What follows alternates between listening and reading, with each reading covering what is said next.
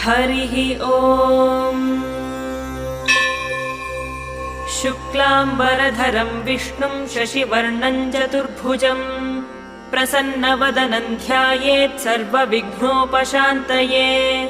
यस्य द्विरदवक्त्राद्याः पारिषद्याः परश्शतम् विघ्नं निघ्नन्ति सततं विश्वक्सेनं तमाश्रये। व्यासं वसिष्ठनप्तारं शक्तेः पौत्रमकल्मषम् पराशरात्मजं वन्दे शुकतातन्तपोनिधिम्। व्यासाय विष्णुरूपाय व्यासरूपाय विष्णवे नमो वै ब्रह्मनिधये वासिष्ठाय नमो नमः।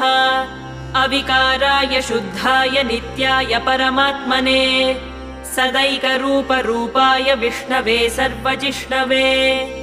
यस्य स्मरणमात्रेण जन्म संसारबन्धनात्